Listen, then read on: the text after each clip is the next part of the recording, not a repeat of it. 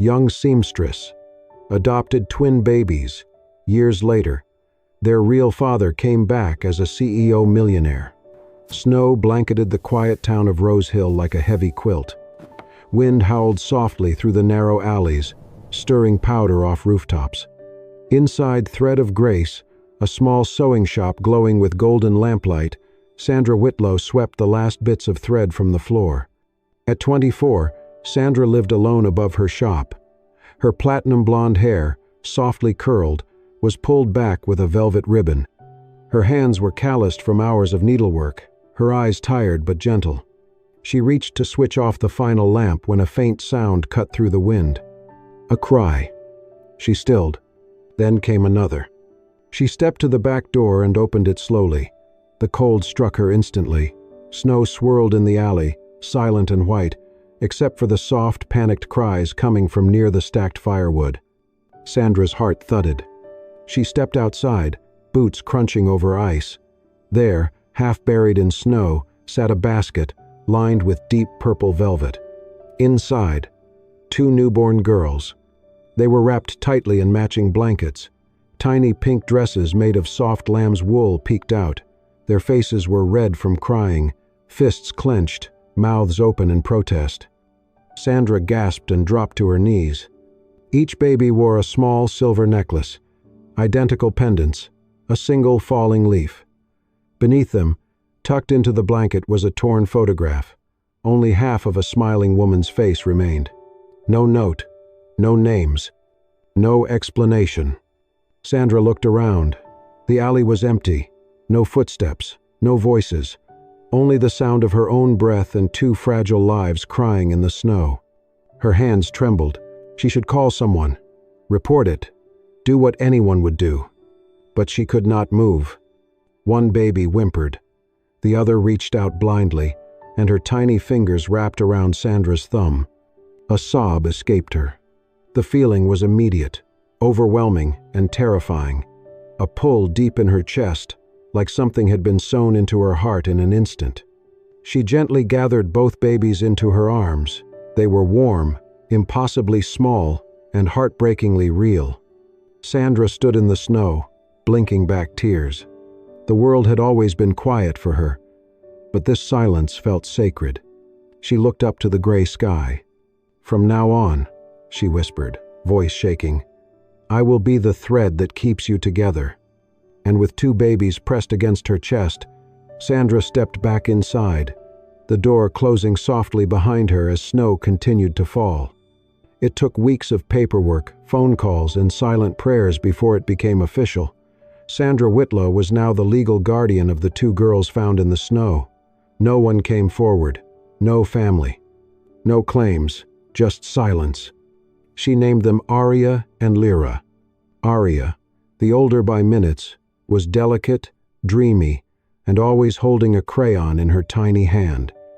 She hummed while she drew, often on the back of old receipts or fabric scraps Sandra left lying around.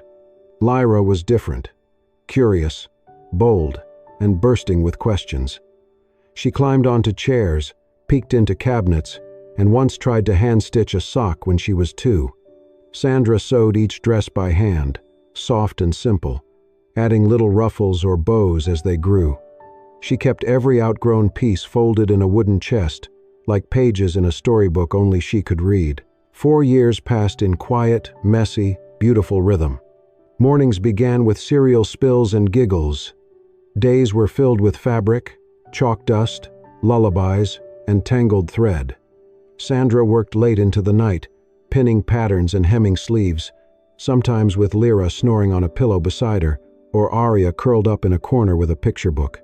She barely made enough, but the girls never knew lack, only warmth. Sandra learned to live with tired eyes and full arms. She learned the names of Aria's favorite colors and how Lyra liked her apples peeled but not too skinny. She memorized the scent of their hair after bath time. She kissed bruised knees, wiped away bad dreams, and taught them how to sew a button. In every way that mattered, they were hers. And yet, some nights, when the house was dark and the only light came from the tiny lamp above the sewing table, Sandra would take out the old photograph and 2 silver necklaces from the tin box beneath her bed. The falling leaf pendants still glimmered faintly, untouched. The torn photo still held the same woman's smile, but no name, no clue. The mystery remained a knot she had never been able to untie. She told herself it did not matter, but sometimes Arya would ask questions in her soft, careful voice. One afternoon, while drawing in the corner with Lyra, Arya looked up and said, "Mommy, where's our daddy?" Sandra froze.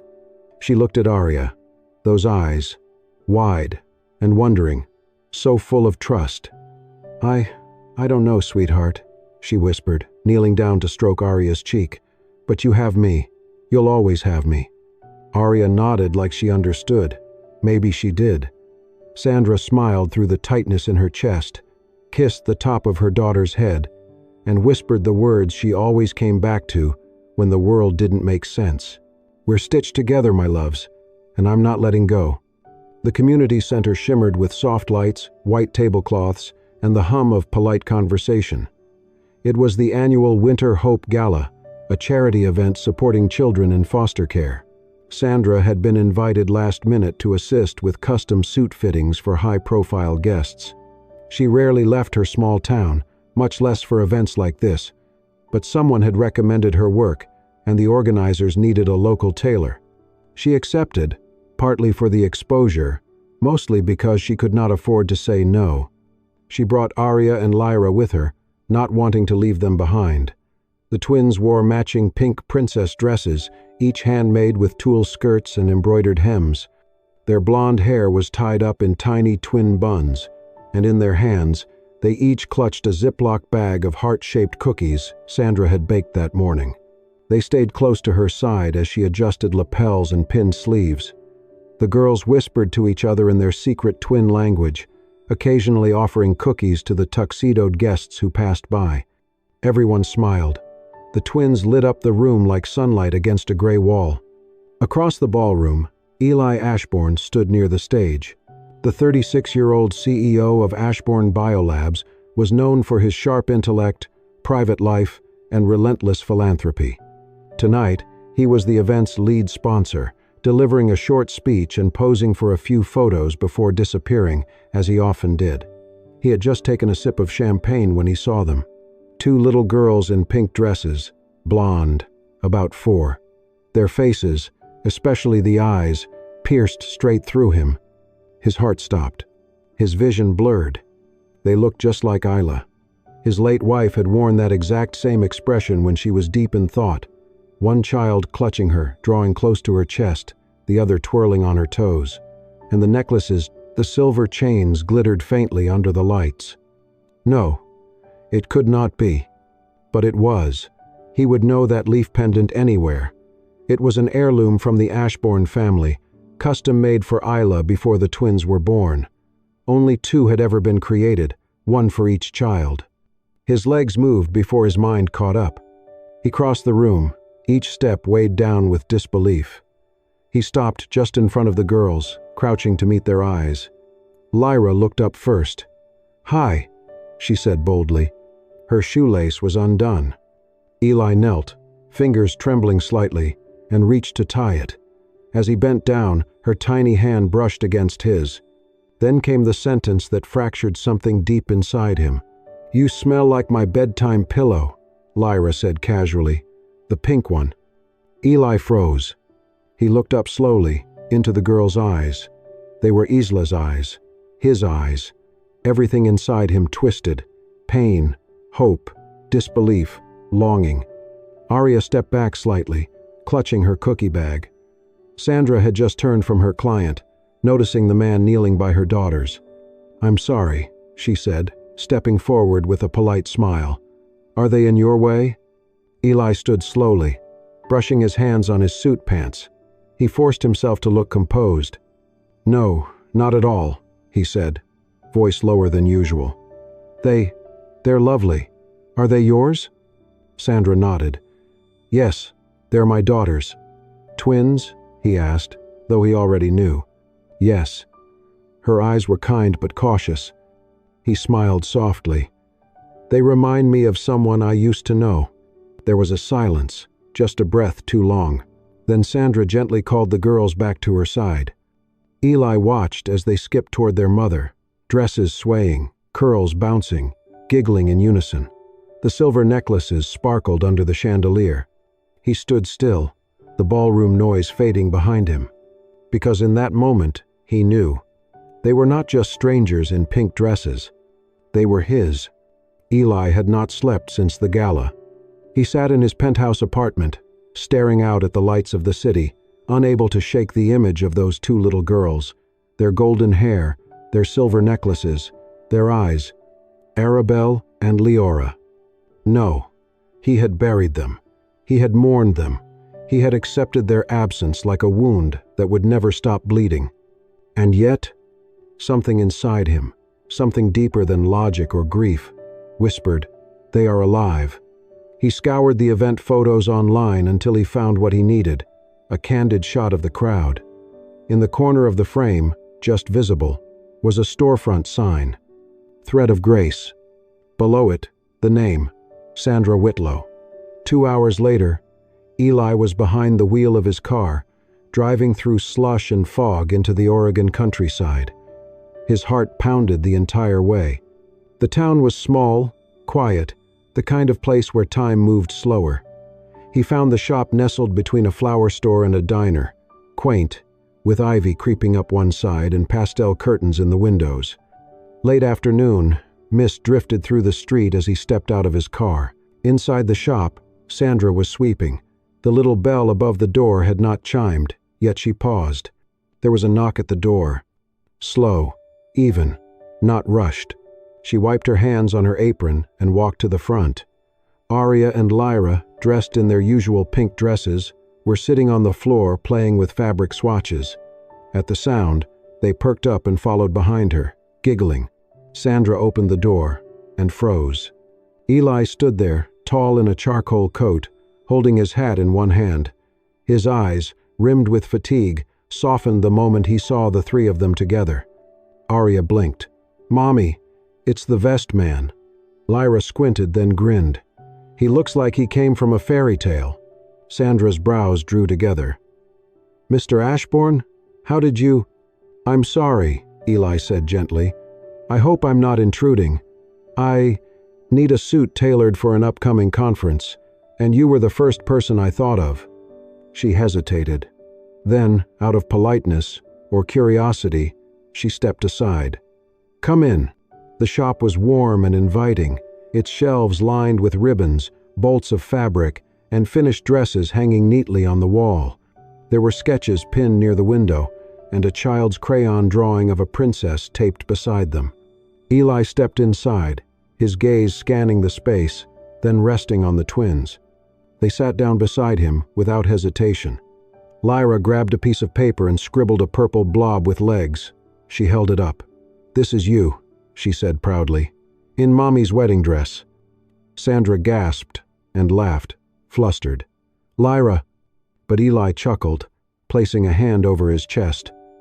"If wearing a wedding dress gets me 2 princesses like you, I'll take it." Sandra knelt beside him and began taking measurements, her fingers brushing his sleeve. She noticed how his gaze lingered, not on her, but on the girls. It was not admiration, it was not amusement.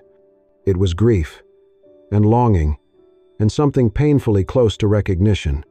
Lyra, yawning, climbed into Eli's lap without a word. She leaned against his chest and fell asleep. He did not move. He looked down at the small bundle of warmth and trust, cradled against him like a fragile treasure. His arms wrapped around her, slowly, reverently. His throat worked as he fought back tears. Later that night, after he had gone, Sandra moved quietly through the apartment above the shop. The twins were asleep. She unlocked the drawer of an old cabinet and pulled out the photograph she had kept hidden for 4 years. For the first time, she looked closely at the torn image, the missing half. Her heart stopped. It was him. She opened her laptop, fingers trembling, and typed in a search. Ashbourne family. Fire. Twins. News articles flooded the screen, Headlines about a biotech mogul, a house fire, a tragedy. It was all there. But one thing didn't make sense. If he is their father, why were they left alone? And why hasn't anyone come looking for them? She stared at the photo in her hand. 2 babies swaddled in purple velvet, and she whispered to herself, unsure if it was fear or fate she felt rising in her chest. What have I brought into our lives? At first, Sandra tried to brush it off. The muddy footprints on the porch, large, deep, leading up to the door and disappearing just as suddenly, could have been from a passerby, maybe a delivery person, maybe a prank. But something about them felt watched. Then came the shadow behind her in the grocery store parking lot. Heavy steps, too close. She turned fast. Nothing. Just the sound of a cart rattling in the wind. A chill ran up her spine. She gripped the girl's hands tighter as they walked to the car. In the evenings, she double-checked the locks, made sure the curtains were drawn tight, yet the feeling lingered, like a draft from a crack she couldn't find. Then came the night of the storm. The rain pattered softly on the windows as Sandra stitched quietly under a warm lamp glow. Aria and Lyra were upstairs, tucked in after a dinner of tomato soup and grilled cheese. The sewing machine hummed beneath her hands. Then, shatter. A piercing crack of glass exploding echoed through the room. Sandra jerked up, heart racing. A brick lay near her feet, surrounded by shards of her display window. She ran outside, grabbing the closest thing, a fabric shears from the table, but whoever it was had already fled into the night. Her breath caught as her eyes landed on the wall beside the shop door. Spray painted in red, "Don't dig up the past." She stood frozen, soaked in rain, panting. Then she ran back inside and raced upstairs, where Aria and Lyra were crying from their beds. She gathered them in her arms. "It's okay, it's okay. I've got you," she whispered over and over, even as her own hands shook. The next morning, Eli showed up. He didn't knock. He stormed in the moment the open sign flipped, face pale with restrained fury. He had read about the attack in a tabloid blog, gossip sites already speculating about the mysterious incident at the seamstress's shop. Sandra was sweeping glass from the floor, her palm bandaged with a napkin. Blood had soaked through. "What happened?" Eli's voice was low, strained. "I'm fine," she said automatically, brushing past him. But Eli grabbed her wrist gently. "You're bleeding." He knelt, took out a handkerchief from his coat, and began wrapping her hand with slow, careful precision. His fingers trembled. "You need security," he said. "Now. I can't afford." "I can." Sandra opened her mouth to protest again, but the look in his eyes stopped her. That night, a black SUV with tinted windows parked discreetly across the street. 2 trained security guards took shifts, watching the perimeter. Aria and Lyra waved to them from the window, thinking it was all a game. Eli didn't leave either. He slept in his car outside the shop, one eye always open. And inside the home, something shifted. He became part of their rhythm. Aria asked if he could help braid her hair one morning, and though he fumbled, she giggled through the whole thing. Lyra taught him how to make pancakes shaped like bears. Sandra watched it all unfold from the corner of the room, a growing ache in her chest. There was no pretending in the way Eli looked at them, no pretending in the way he lifted Lyra when she stumbled, or the way he hummed a lullaby that Aria said felt like something from a dream. No man could fake that kind of love. And Sandra was running out of reasons to ignore the truth. One night, when the girls were asleep and the sewing machine finally quieted, Sandra poured 2 cups of chamomile tea and sat across from Eli in the small workroom. No more hiding. Eli stared into his cup. Then he spoke. "She died 2 months after giving birth, Isla." Sandra didn't interrupt. "I was barely holding on," he continued. "The girls were all I had left. Then, the fire. They said it was faulty wiring. The nursery caught first." He paused. "I buried 2 empty coffins," he whispered, "because there wasn't enough to find." Sandra's breath caught. He looked up, his eyes raw. "I stopped living that day. I just kept breathing until I saw them. In this shop." She reached into her apron and pulled out a small, laminated photograph. The one she had hidden all these years. She handed it to him silently. Eli stared at the torn image, his own smiling face, Isla beside him, her belly swollen with life. He turned it over. Faded ink bled through the paper. "For the one who finds them." His throat tightened. Sandra's voice cracked as she said, "I think they were meant to find you again. But maybe they were meant to find me, too." He didn't speak. But in that moment, something in the air softened, like a thread that had been tangled too long finally beginning to unwind. The truth had teeth. And now, it was finally biting back. After the DNA tests confirmed what Eli already felt in his bones, that Arya and Lyra were his daughters, he could no longer sit still. It wasn't enough to have them back in his life. He needed answers. He needed justice. The questions that haunted him for 4 years screamed louder now. How had his daughters survived a fire that left nothing behind? Who orchestrated it? And why? The deeper he dug, the more a single name surfaced, over and over. Vincent Moreau. Once Eli's trusted second in command, Vincent had been brilliant, charming, and ambitious. But ambition had curdled into greed. When Eli discovered Vincent had sold confidential research to a competitor, he fired him on the spot. Vincent vanished without a word, but apparently not without a plan. It all fit together now. The fire had happened just weeks after Isla's funeral, when Eli was barely functioning. Vincent had waited until he was at his weakest, his world unraveling. The perfect time to strike. Through quiet contacts, Eli confirmed what he feared. Vincent had paid off the private security at his estate.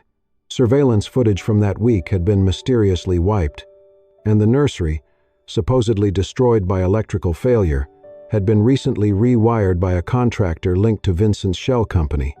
Then came the biggest breakthrough. Sandra remembered an elderly neighbor who once mentioned having a video doorbell before the fire. They visited him together. The man, Mr. Langley, now used a newer model, but when Eli explained the situation, the man rummaged through his drawer and pulled out an old, dusty flip phone. "It never worked after the storm," he muttered, "but I think I backed up something weird on it." They brought the phone to a tech shop, held their breath for 2 days, and finally, the video emerged. The image was grainy, flickering, but unmistakable. A tall man in a dark overcoat approached the Ashbourne gate late at night. He glanced around nervously, then entered using a key. He returned 10 minutes later with something bundled in a blanket. And again, the next night. His face briefly turned toward the camera, a crooked smile, eyes too familiar. Vincent Moreau. It was dated just 3 days before the fire. Eli stood frozen, watching the footage again and again, his hands curled into fists at his sides. "He took them," Eli murmured. "He took my daughters, and he let me believe they were dead." The pain in his voice was raw, deeper than anything Sandra had heard from him. She reached out, resting a gentle hand on his shoulder.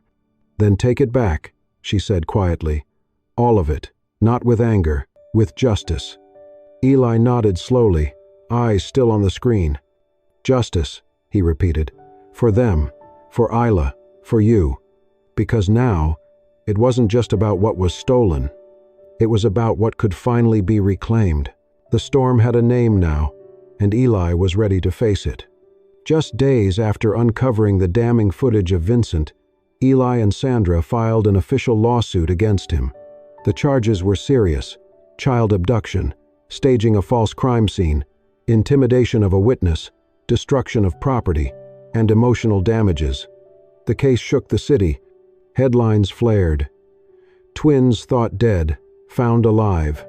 CEO's former associate under fire. Ashbourne family secrets resurface in stunning legal battle. The media could not get enough of the Ashbourne tragedy unraveling in real time. But Eli wasn't interested in spectacle. He wanted truth and closure. At a press conference held just outside the courthouse, Eli stood before the cameras in a simple dark suit. His expression was calm, but his eyes carried the weight of 4 years of silence. My daughters were stolen from me. My wife was barely cold in the ground when someone I trusted took what little I had left. And for years, I believed they were gone forever. He paused, voice wavering only slightly. But someone found them. Someone who didn't have to care, but did. A woman with no wealth, no obligation, and no reason to believe anything good would come of it, chose love anyway. He held up a folded letter. This is from her, Sandra Whitlow. The courtroom fell silent as Eli's attorney unfolded the page and read aloud. I did not give birth to them, but from the moment I held them, wrapped in velvet and crying in the snow, they became flesh of my flesh. I sewed every dress they wore. I stayed up every night they were sick. I've heard them laugh and cry and call me Mama, with all the faith a child has. That is real. And if love makes a parent, then I am theirs too. Across town, Sandra sat in the back of her quiet home, watching the broadcast alone. Her hands trembled as her words filled the room. She hadn't meant for the world to hear her heart, but she was glad they did. In court, more pieces of the truth came forward. Miriam Brooks, a retired nurse who had once cared for Isla Ashbourne, stepped onto the witness stand. Her voice cracked as she admitted everything. How Vincent had approached her under the guise of an emergency. How she'd handed over the girls, thinking it was for their safety. How he'd threatened her to keep quiet. I didn't know, she whispered, what he would do with them. I didn't know he'd leave them. The final blow came from 2 tiny voices. Aria and Lyra appeared via pre-recorded video from their bedroom, smiling nervously in matching pink dresses. Their hands clutched each other tightly. "We don't want to go anywhere," Aria said. "Mommy loves us," Lyra added. "Daddy loves us now too," Aria nodded. "We want to stay, with Mommy and Daddy." That moment cracked even the hardest hearts in the courtroom. The verdict wasn't long in coming. Vincent was officially indicted. Bail was denied. He left the courtroom in handcuffs, face pale and defeated. But the real moment of reckoning happened later that evening. Sandra was locking up the shop when she noticed something sitting on her sewing table. A wooden box tied with twine. A small note lay beside it in Eli's handwriting. "For the woman who stitched a broken world back together." Inside the box was the old sewing machine her late mother once used, the one that had been rusting in the attic, long beyond repair. Except now, it gleamed like new. Its gears had been oiled, the metal polished, but it wasn't just the machine that made her breath catch. Fixed to the front was a small brass nameplate. Ellison Ashbourne Atelier, where love begins, one stitch at a time. Sandra stared at it, heart pounding. Her hands covered her mouth as tears spilled freely. Eli had brought her past and present together in a single act of quiet devotion. He stepped forward from the doorway, unsure. She didn't hesitate. Sandra walked straight into his arms, wrapped around him like she had always known that was where she belonged. This wasn't the end of their fight, but it was the beginning of a family finally being made whole. A year had passed. The sign above the little sewing shop now read, "Sandra and Daughters." Below it, in delicate script, the original name remained, "Thread of Grace," a quiet reminder of the night everything changed. Inside, soft laughter echoed through the cozy space. Every Saturday, the shop opened its doors to a small sewing class just for girls from the local orphanage.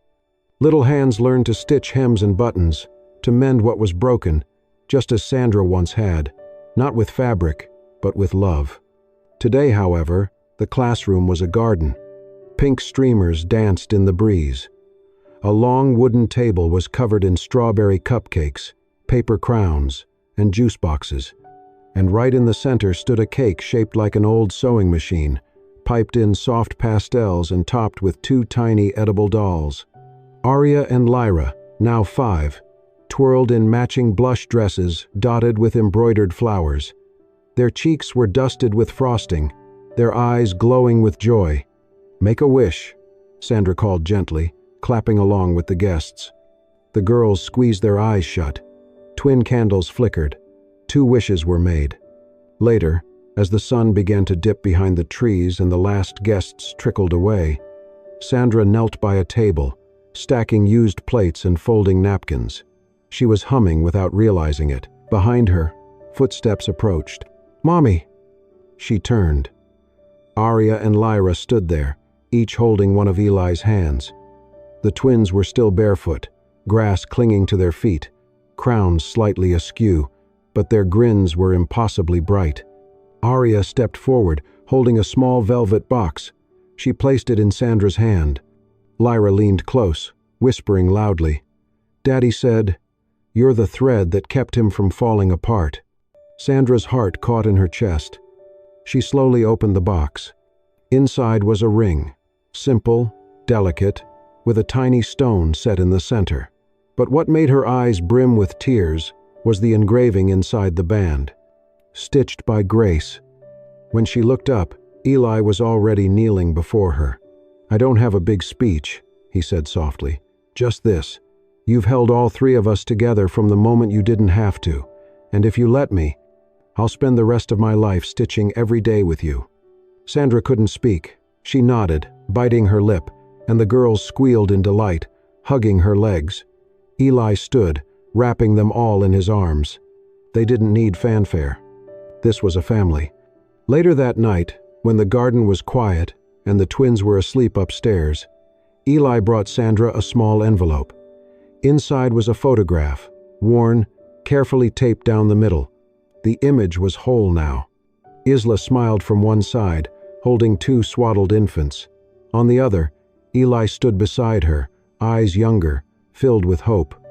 Together, they were the family that once was. Sandra turned it over.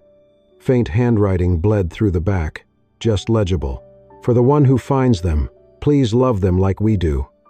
Isla Ashbourne." Sandra's breath shook as she traced the words. She placed the photograph inside a delicate silver frame and set it near her sewing machine, the first one Eli had restored for her. Just below it sat a tiny pair of pink baby shoes, the very first thing she ever stitched for the girls, back when they were nameless strangers in a snowy night. As the evening faded, the final image was quiet and simple. The four of them sat together on the porch steps. Arya leaned against Lyra, both giggling softly about some secret only they understood.